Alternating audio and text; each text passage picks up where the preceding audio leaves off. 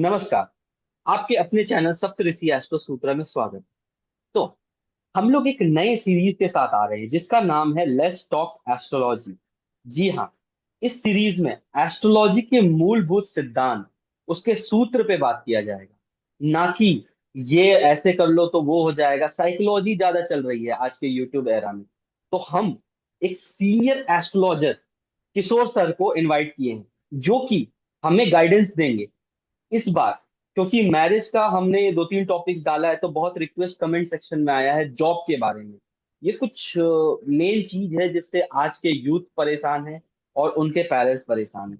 तो सर हमें अपना परिचय देंगे और उसके बाद हमें गाइडेंस देंगे जॉब कैसे देखा जाए और जॉब से आते हुए परेशानी को कैसे हम लोग टैकल कर सकते हैं। और साथ ही साथ हम लोग सर से रिक्वेस्ट करेंगे कि सर अपने ज्ञान की पूंजी में से कुछ हमें भी ऐसे सूत्र और मार्गदर्शन करें कि हम अपने जो एस्ट्रोलॉजिकल जर्नी है उस पे आसान से आगे बढ़ सके। जी सर, वेलकम। नमस्कार सूरज जी और सभी दर्शकों को मेरा नमस्कार। मैं हूं किशोर घिल्डियाल और मैं गढ़वाल का बेस्ड हूं वैसे, लेकिन मैं पिछले कुछ सालों से दिल्ली में रह रहा हूं और लगभग 21 वर्ष से ज्योतिष के क्षेत्र में सेवाएं दे रहा हूं।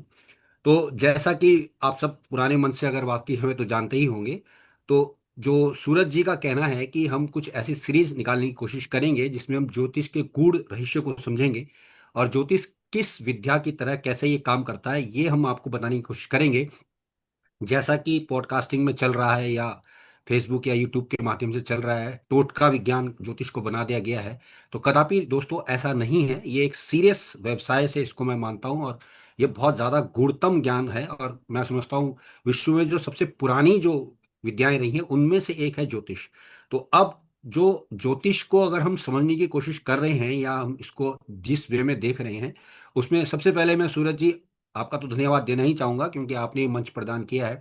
यहाँ देखो, एक छोटी सी हम बात को समझेंगे कि ज्योतिष को शास्त्र बोलता है ईश्वर से प्राप्त रोशनी, यानी ज्योति प्लस ईश। तो अब यहाँ सवाल ये उठेगा कि क्या ये रोशनी सबको मिल जाएगी? तो ये तो तय हो गया कि ईश्वर से जो प्राप्त रोशनी है हर एक को तो नहीं मिल सकती ना, क्योंकि कुछ तो क्वालिटीज आदमी की भगवान चुनेगा जिसको वो रोशनी देगा। अब इसमें मैं ये नहीं कह रहा कि मेरे पास है या आपके पास नहीं होगी या किसी के पास नहीं हो सकती, वो अलग बातें होंगी, लेकिन ये तो तय हो गया ना कि हर एक को तो ये विद्या या ज्योतिष नहीं मिलेगा। प्लस उसके कुछ 6-7 नियम शास्त्रों ने दिए गए हैं कि आदमी को क्या क्या क्या क्या होना चाहिए। उसके गुणतम में मैं नहीं जा रहा हूँ, उस पर हम फिर कभी चर्चा करेंगे कि क्या क्या क्वालिटी ज्योतिषी की होनी चाहिए। तो पहला तो ये सिद्धांत हो ही गया कि दूसरी बात इसमें एक और है कि ये गूढ़ विद्या है। अब सभी मानते हैं कि भैया गुप्त विद्या से संबंधित रखा गया है, पुरातन विद्या है और कारक के रूप में सूर्य रखे गए हैं, ये सब हम जानते हैं ज्योतिष के जितने भी छात्र हैं। अब ये जो गूढ़ विद्या है तो ये अष्टम भाव से संबंधित है। अभी अगर अष्टम भाव से संबंधित विद्या है तो अष्टम भाव किसी का अगर जागृत होगा तो वही ये विद्या अच्छी कर पाएगा, ये भी एक क्लॉज आ गया। या अष्टम भाव उसका कुछ ना कुछ प्रभावशाली कुछ प्लानिटरी कॉम्बिनेशंस लेकर आया होगा या बैठा होगा तो ही वो विद्या कर पाएगा। अब बात कर लेते हैं अगर हम अष्टम भाव की, तो क्या हर एक का अष्टम भाव जागृत है?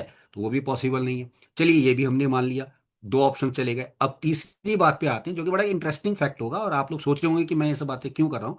मैं आपको एक बेस समझाने की कोशिश कर रहा हूँ कि ज्योतिष क्यों और किस तरह से एप्लीकेबल हो सकता है। अब वेदों में, वेदों के हिसाब से ये कहा गया है कि वेदों का नेत्र है ज्योतिष। नेत्र क्या कर सकते हैं ये समझिए कि नेत्र कर क्या सकता है सिवाय देखने के?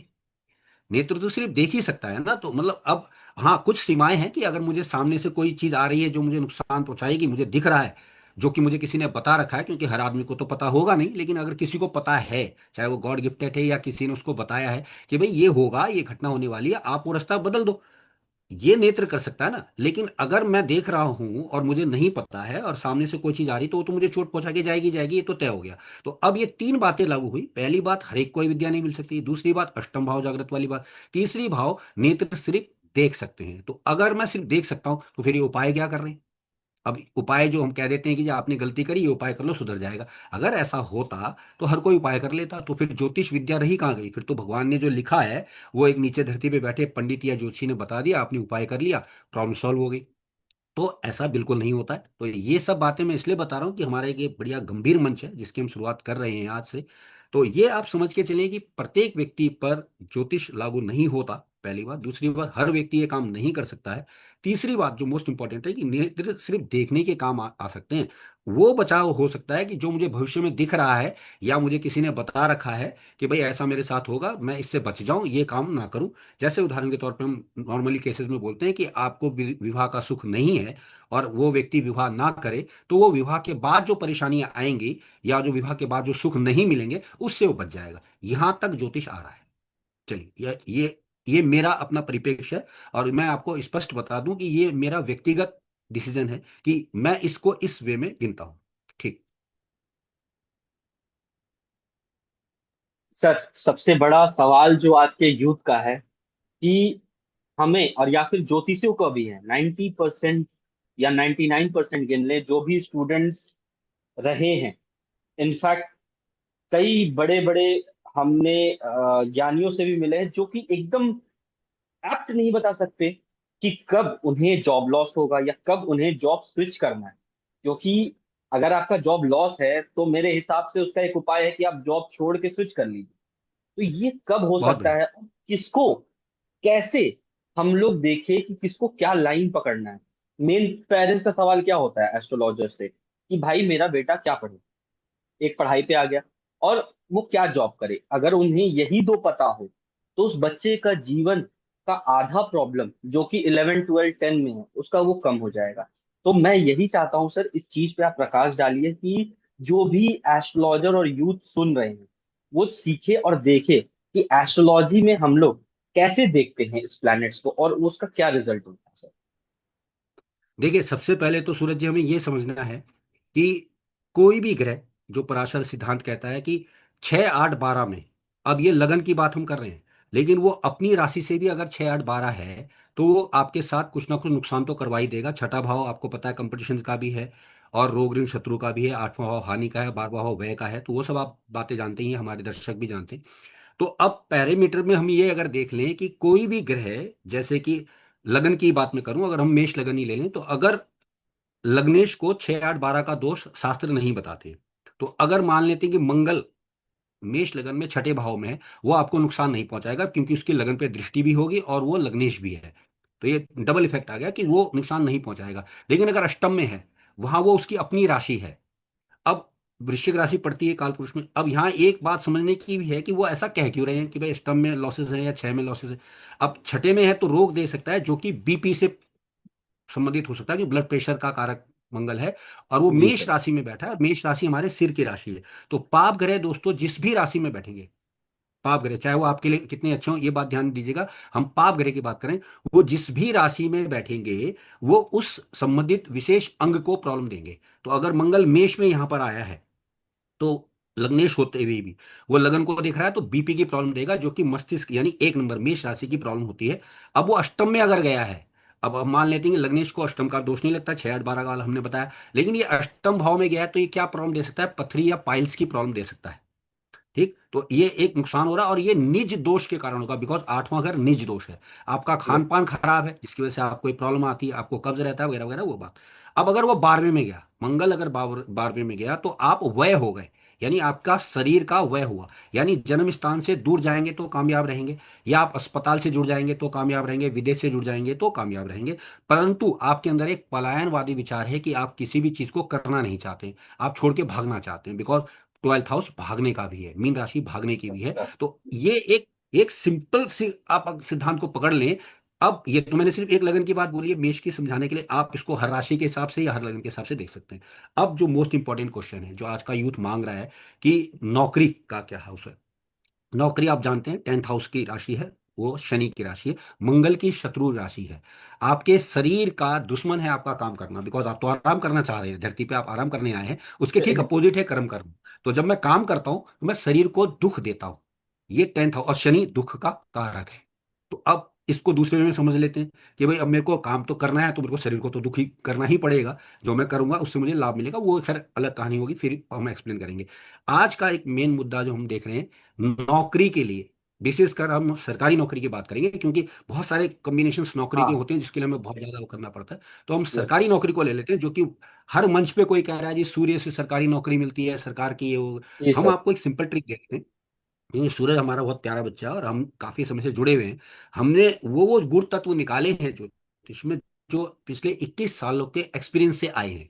तो अब देखिए, सरकारी नौकरी मिलने के लिए सूर्य जरूरी नहीं है। मैं ओपन बता रहा हूं, कारण क्या है, जिनका सूर्य खराब होगा वही लोग सरकारी नौकरी करेंगे। पहली बात तो ये समझिए। अब आप कहेंगे ये तो बहुत गलत बात बता रहे हैं आप। अरे भैया, सूर्य कारक नौकरी का अगर है, सरकार का अगर है, अगर उनका किसी जन्म में आपने कुछ बुरा किया तभी तो आप उनके नौकर बनोगे ना, तभी तो आप उनकी सेवा करोगे। और ऐसे ही ये ज्योतिष पे भी लागू होता है। जो अच्छे ज्योतिषी हैं, उनका सूर्य खराब मिलेगा आपको। और बड़ा इंटरेस्टिंग, मैं एक शोध बता रहा हूं, मैंने बहुत सारे ज्योतिषियों की कुंडली देखी है, किसी का भी सूर्य उच्च का नहीं है दोस्तों। बहुत कम मिलेगा आपको कि किसी का उच्च का सूर्य रहा है और वो ज्योतिषी रहा हो। तो अब ये शोध का विषय है, लेकिन ये मेरी नॉलेज के हिसाब से। अब बात कर लेते हैं नौकरी की। सरकारी नौकरी जो मिलती है उसमें जो आपको पैसा मिलता है, वो पैसा बेसिकली मिलता है आपको जनता के द्वारा। जो पैसा सरकार को दिया जाता है टैक्स के रूप में, वो आपको तनख्वाह के रूप में मिलता है। अब जनता का भाव है चौथा, उसका दूसरा भाव यानी कि आपका पंचम भाव। पंचम भाव का संबंध या पंचमेश का संबंध आपके अच्छे घरों से है, पैसे के घरों से है, लगन से है, घर से है, सप्तम से है, दसम से है। तो आपको सरकारी नौकरी मिलने के चांसेस बढ़ जाएंगे, क्योंकि सरकार का पैसा आपके पास आएगा।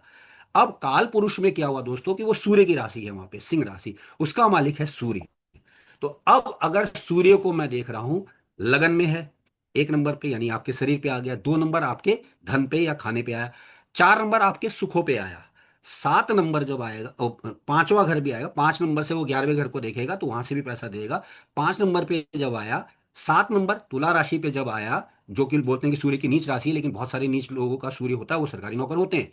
अब दसम में अगर आया, 10वां घर आप जानते हैं मकर का है। फिर 11वें में अगर आया, जो कि कुंभ का है। अगर इन घरों में सूर्य या पंचमेश है किसी का, तो उसको सरकारी नौकरी की संभावनाएं बढ़ जाएंगी।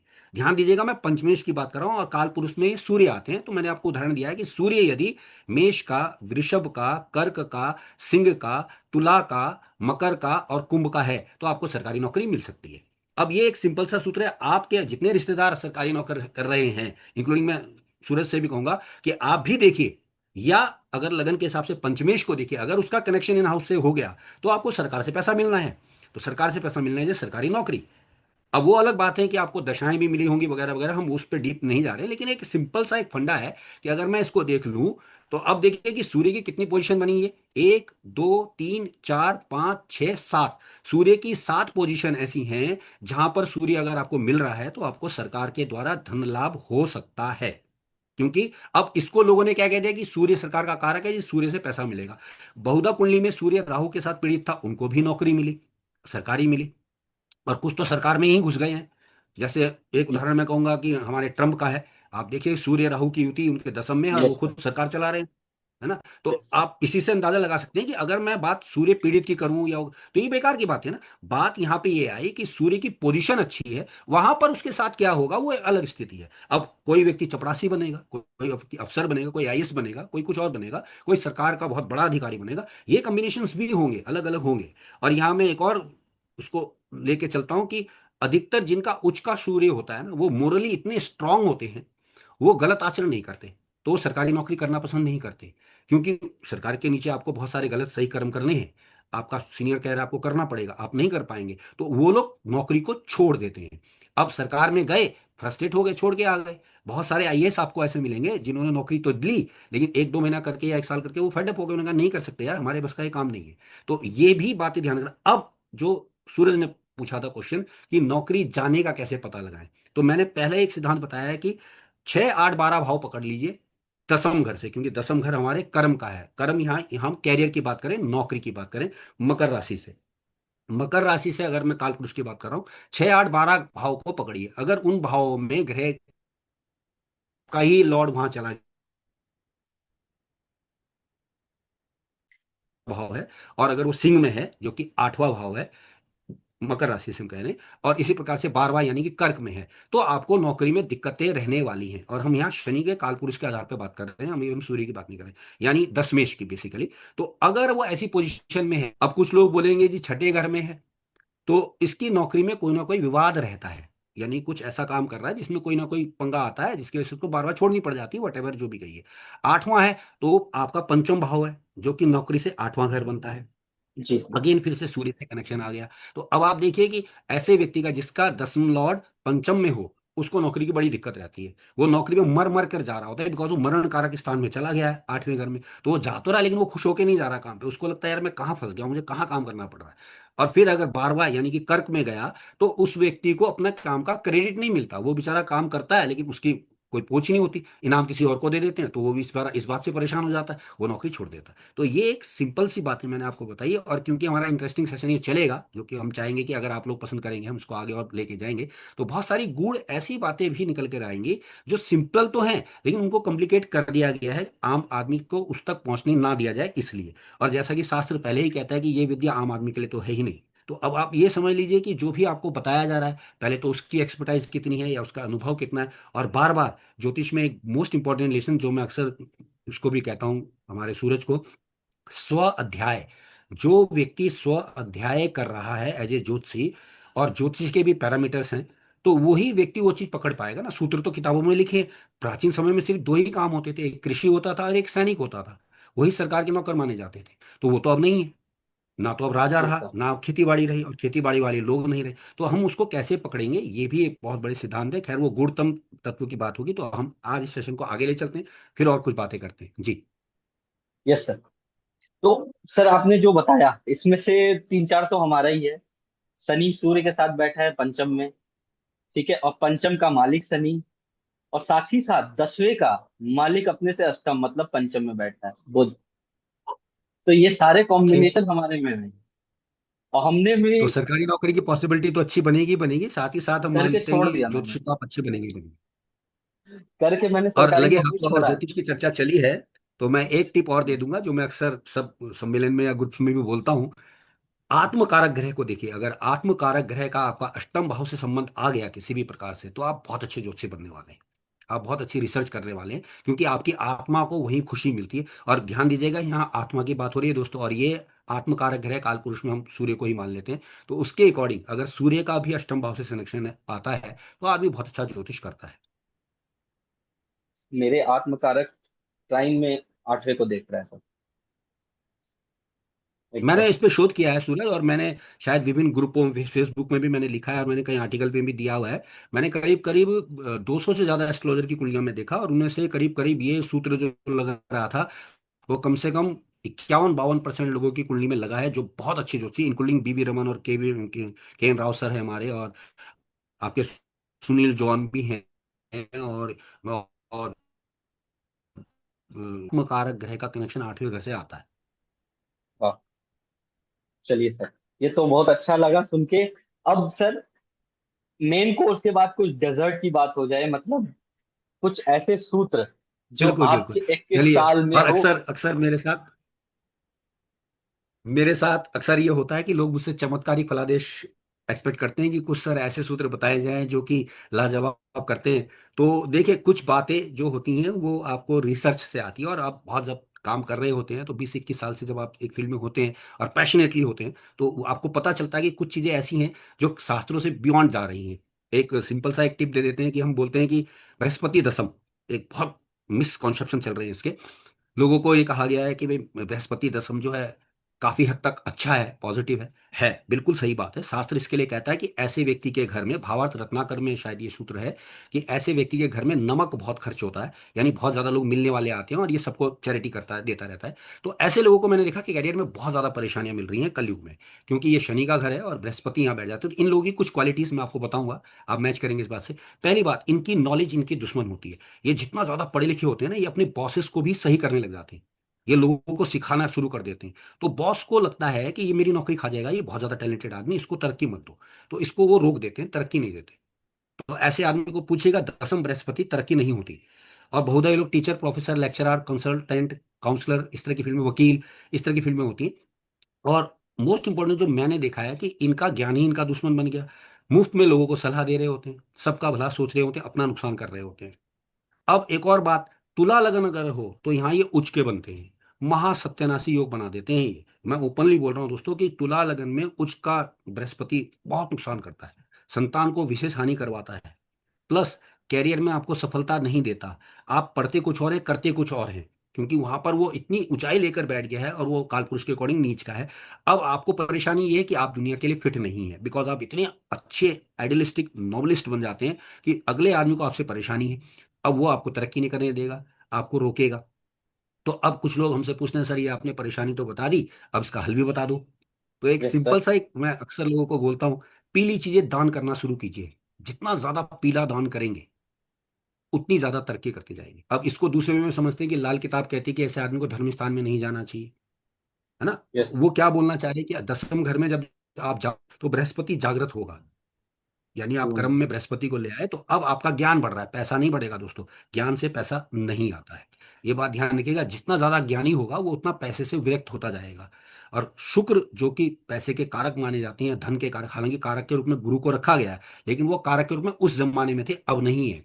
बिकॉज गुरु को बेसिकली कारक के रूप में संतान से रखा गया, और पूर्व जन्म में या पहले के समय में संतान हमारा जो था वो बेसिकली धन माने जाते थे। आदमी अपनी संतान से जाना चाहता था, पैसे से नहीं जाना चाहता था। ये एक वजह होती थी। लेकिन कलयुग का प्रभाव है दोस्तों, तो यहाँ तो पैसा चाहिए, और पैसा शुक्र से रखा गया है। और शुक्र जो होता भोग विलास ऐश्वर्य प्रिय है, दानवीर नहीं है।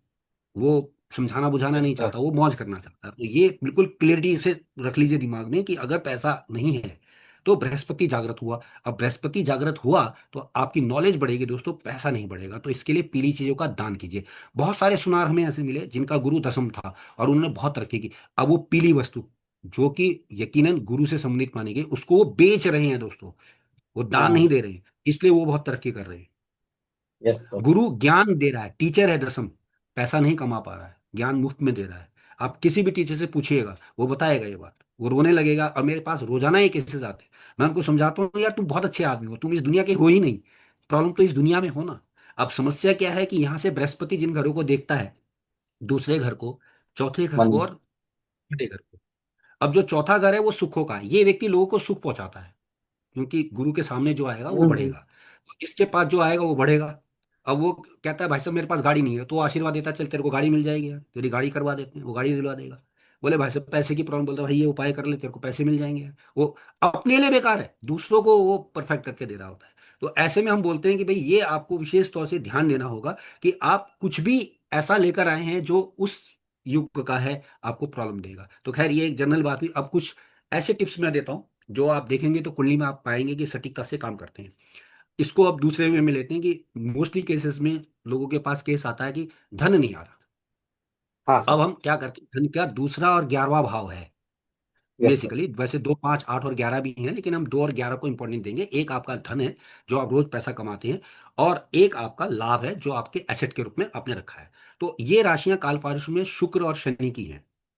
तो अगर मैं कालपुरुष की बात करूं, शुक्र जो कि दूसरे भाव को दिखा रहा है। अगर आप बहुत अच्छा अपने फेस को रखते हैं, बहुत नहा धोकर बढ़िया सा परफ्यूम वगैरह लगा के बहुत अच्छे गेटअप में आते हैं, आपके पास धन आएगा ही आएगा। आप बहुत मीठा बोलते हैं, धन आएगा ही आएगा। अब लाभ की तरफ देखिए, लाभ के लिए कौन सा भाव है, 11वां भाव। लाभ वो कुंभ राशि का है। कुंभ राशि अष्टम की चतुर्थ राशि है। यानी आप अपनी गुप्तता को सुख पहुंचाते हैं, यानी किसी से अपनी गुप्तता नहीं बताते हैं, चुपचाप काम कर रहे हैं, किसी से कोई लेना देना नहीं कर रहे हैं, बिल्कुल चुप रहते हैं, शांत। आपका लाभ बढ़ने लगेगा। ये काल पुरुष का एक डिसीजन मेकिंग है। अब अपनी कुंडली पे लगाइए, जो आपकी कुंडली है उसका सेकंड और 11th हाउस एक्टिवेट करके। एक्टिवेट का है मतलब ये है कि आपको ये जो चीजें लेनी, जैसे अगर वृषभ लगन है तो आप बहुत मीठा बोलिए, क्योंकि मिथुन राशि दूसरे भाव में है। अगर आप अच्छा बोलेंगे, मीठा बोलेंगे, आपका पैसा बढ़ेगा। ये एक सिंपल सी बातें हैं दोस्तों जो समाज में लोग नहीं बता रहे। प्लस इन जगहों पे अगर कोई ग्रह बैठा है उसके कारकत्व को बढ़ा लीजिए। जैसे दूसरे भाव में बृहस्पति काउंसलर बहुत अच्छा बताता है। शुक्र अगर होता है तो आप अगर रत्नों से संबंधित काम कर लेते हैं बहुत बेनिफिट देगा। सब्जियों से संबंधित काम कर लेते हैं बेनिफिट देगा। तो ये धन की बात है। अब ये भी हमने बात कर ली आज, क्योंकि हमारी चर्चा बड़ी इंटरेस्टिंग हो जाती है, तो बात आती है। कुछ सूत्र देते हैं जो कि 3 5 सूत्र होंगे, लेकिन वो काफी इजीली काम करते नजर आएंगे। सबसे पहले आप ये देखिएगा, लगन में जो ग्रह होगा आदमी की पर्सनैलिटी वैसी ही होती है। भारत के राहु है। अब आप देखिए कि जो ग्रह आपके लगन में बैठा है आप सामने वाले को भी वैसा ही समझते हैं। भारत का आदमी आपको वैसा समझता है जैसा वो खुद है, क्योंकि भारत के लगन में राहु है। आप देखिए ये बात, अगर आपके लगन में हम्म। गुरु है तो आप सामने वाले को अच्छा समझते हैं, आप मंगल है तो सामने वाले को लड़ाकू समझेंगे। आप ये फितर देश पे लागू होती है दोस्तों। और आप देखिए कि देश काल पात्र का ये निर्णय आता है। आपके लगन में कोई ग्रह है, आप सामने वाले को ऐसे ही समझोगे। आप ईमान, दूसरे को ईमानदार समझोगे। आप बेईमान हो, दूसरे को भी बेईमान समझोगे।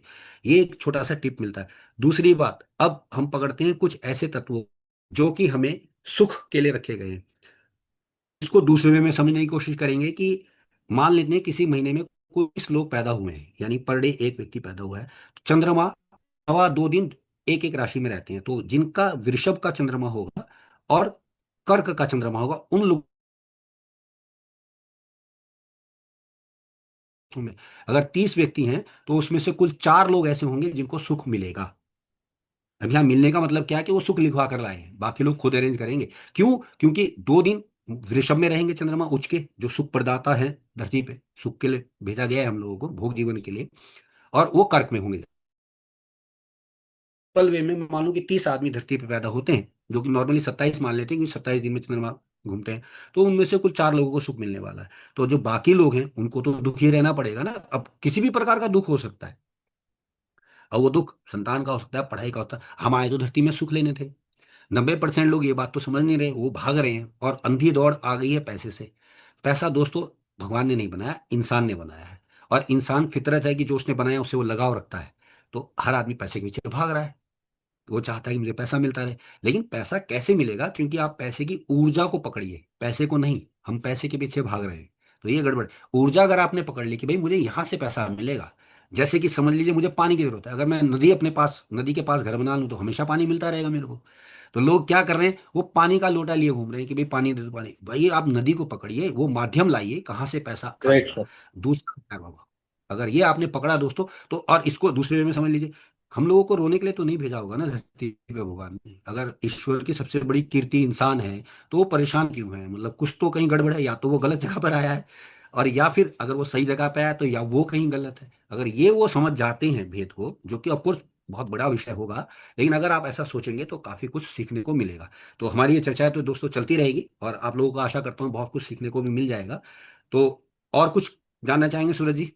नहीं सर, एक नेक्स्ट सेशन के लिए मेरे तरफ से रिक्वेस्ट है, आई नो ये रिक्वेस्ट बाकी की तरफ जी। से भी आएगा, कि ये जो आपने कहा जो हम लोग लोटा लेके घूमते हैं, तो ये लोटा छोड़ किस लग्न या किस राशि के लिए नदी कहाँ है? अगर आप उस पर प्रकाश डालें, मतलब कोई ऐसा उपाय कि लोग लोटा छोड़ नदी को खोज लें, या किस स्रोत से ठीक है, अगला उन्हें सेशन हम धन यही कर आएगा। देते हैं, क्योंकि ठीक है सर। धन की सबको जरूरत है। क्योंकि तो अगला सेशन हम यही पकड़ते हैं कि क्या क्या कर्म किए जाएं, धन आए। जी सर, और ठीक इसके रहेगा। साथ साथ आपसे बिल्कुल ये भी निवेदन रहेगा, कुछ रेमेडीज धन के लिए वो भी आप उस बिल्कुल सेशन बिल्कुल। में जरूर शेयर करिए। और मैं निवेदन करूंगा, जो भी एस्ट्रोलॉजर स्टूडेंट्स या जो भी पेरेंट्स देख रहे हैं, आप लोग अपना यहाँ कमेंट डालिए, आप लोग को क्या रिक्वायरमेंट्स है, क्या समझना बिल्कुल चाहते हैं। बिकॉज देखिए, जिस हिसाब से सर समझा रहे एकदम स्मूथ, कोई कॉम्प्लिकेशन नहीं है। मतलब एक आदमी को बस इतना पता हो कि उसका घर कौन सा, राशि कहाँ बैठा है, बस वो बिल्कुल समझ जाएगा कि सर बोल क्या रहे हैं। तो इसीलिए कहा जाता है कि मेरे मेरे पास मेरा फीडबैक यही है कि तुम एक्सप्लेन तो अच्छा करते हो, बहुत बहुत कॉम्प्लिकेटेड करते हो। तो वहां बोल रहा एक्सपीरियंस, तो एक्सपीरियंस जिनको होता है उनसे सीखने का मजा ही कुछ और है। सो आप लोग से रिक्वेस्ट करते हैं, सब्सक्राइब करिए चैनल, कमेंट करिए आप लोग को किस चीज पे चाहिए। एंड सर से मैं रिक्वेस्ट करूंगा कि वो अपने बिजी शेड्यूल से टाइम निकाले और हमें, हमारे को गाइड करें। धन्यवाद सर, आपसे मिलके बिल्कुल। बहुत अच्छा लगा।